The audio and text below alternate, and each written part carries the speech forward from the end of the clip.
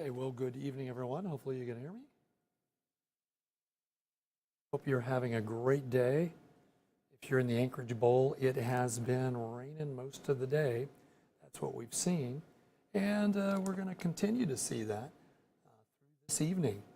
So with that, let's go ahead and you are looking at the Forgit Factoid.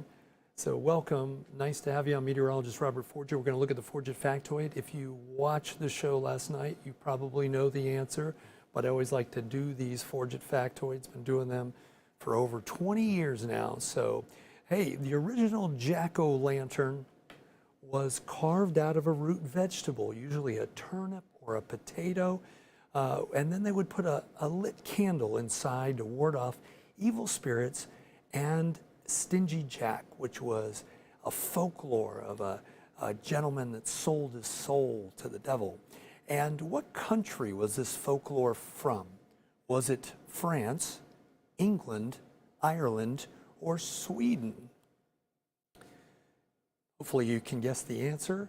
I gave you even a clue in the type of root vegetable. We didn't actually have jack-o'-lanterns until it came to the U.S., and that's when we started to carve out of jack-o'-lanterns. Before that, it was turnips and smaller things. So let's see what the answer is. Hopefully you had a chance to guess. And the answer is Ireland. Also, Scotland did it as well, but the folklore of Stingy Jack came from Ireland, and again, pumpkins didn't start until they came to the U.S., and those people were the immigrants, the Ireland immigrants, and they used pumpkins because they were so readily available and easier to carve, and certainly we have carried on the tradition, so we appreciate that. So anyway, just wanted to say good day to you, and we're going to talk about the forecast, and we're going to get right to it. Our Anchorage daylight for tomorrow, 8:26, 7:05 will be our sunset, 10 hours and 39 minutes of daylight, 5 minutes and 39 seconds of loss of daylight. And we'll continue to do that through this week. And then soon we're going to be just losing less time. So 5:38 would be the next one, but 5:39 is the most that we lose in one day, and that's what we've seen. So let's go ahead and take a look and see what we have forecast-wise right now. This is a quick time lapse of today. This is shot from the hillside. That's hilltop ski area. We had low-lying clouds and rain, and it continues to rain here in Anchorage tonight. And we are looking at some mild temperatures, all in the 40s, mid-40s to low 40s, as we've got those clouds that are hanging out. And we'll continue to see that through this evening as we look. Temperatures are not that warm anymore. We did see 58 in Ketchikan. That is the state high for today. Sitka came in at 56. Been raining pretty heavily through the southeast panhandle, and another dose of rain expected not only tonight but into tomorrow. We're also seeing snow in Fairbanks, Northway, where it's 30 and 34. Up on the slope, temperatures now pretty much standard, almost be below 30. And Fairbanks, their high today was only 30. Here in Anchorage, 45 was our high. I want to show you the temperature change, and indeed the temperature change is starting to show that we are starting to get into winter, and indeed we are, as temperatures are really starting to fluctuate and become a lot cooler.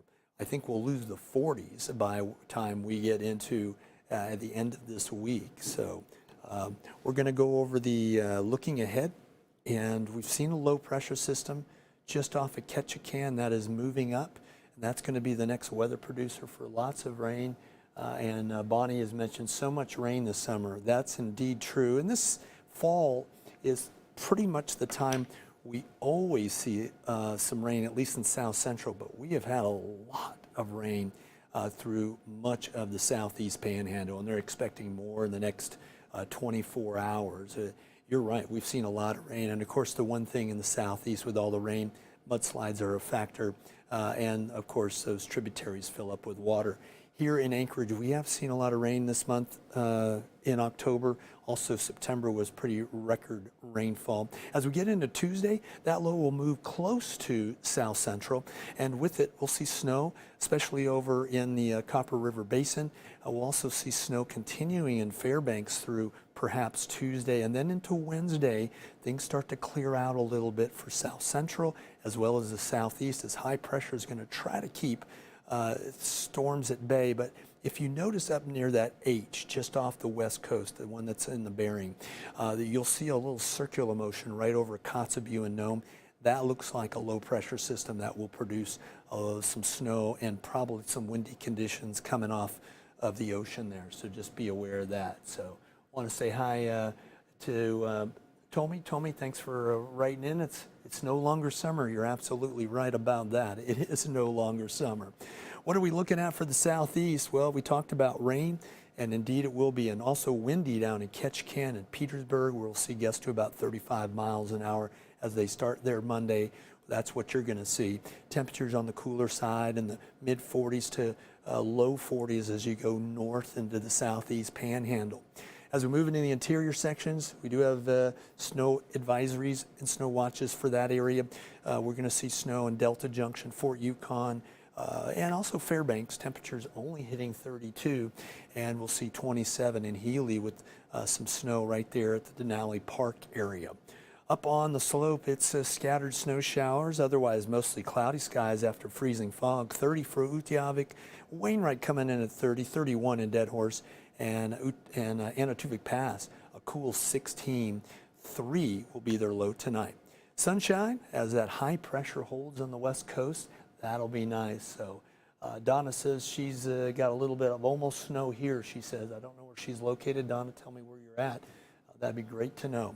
And we've got Gamble coming in, 31 tonight, 33 tomorrow, and the winds blowing from the north as we are seeing that high pressure be a big influence on not only the west coast, but the Aleutian chain, where we see mostly sunny skies, some nice temperatures, 47, 44 in Cold Bay, Unalaska 44. For those that might be watching outside of state, these are nice temperatures for this time of year. We'll hit 48 in Homer tomorrow, Kodiak at 46. I'm predicting that we're going to see the rain start to come down tonight, start to diminish. We'll still have the clouds as we get up in the morning, but then if we can get some mixing in the air, I expect that we'll see some clearing, and that will mean some sunny skies.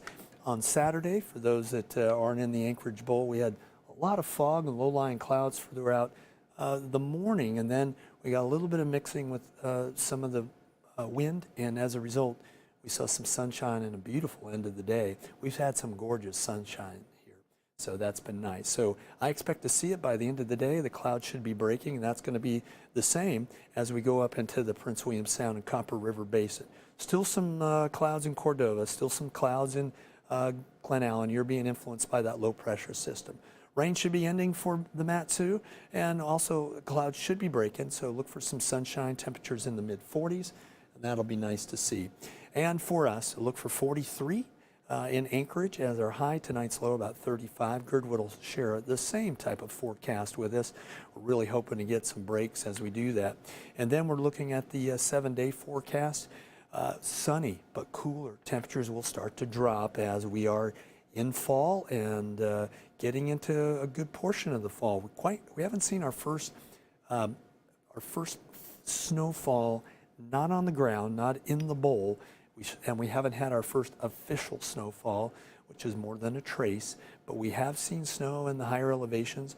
On Saturday, we had such windy conditions, we had some downsloping, so when you get the air to come over the mountains quickly and then rapidly descend, it compresses and it causes the temperature to rise. We were about 50 degrees up on the hillside, and as a result, we lost a lot of the white stuff on the mountains, but it's returned with all this rain that we're getting. So taking a look at our 7-day forecast again, we're looking at fairly nice weather as we get into Monday, should break, and then Tuesday and Wednesday, looking at partly to mostly cloudy skies. We might get a shot of a little bit of rain or snow on Thursday, but right now looking at mostly cloudy skies and dry conditions with those temperatures getting way down into the 20s, and I say way down because we haven't seen those yet. So we certainly have seen a very wet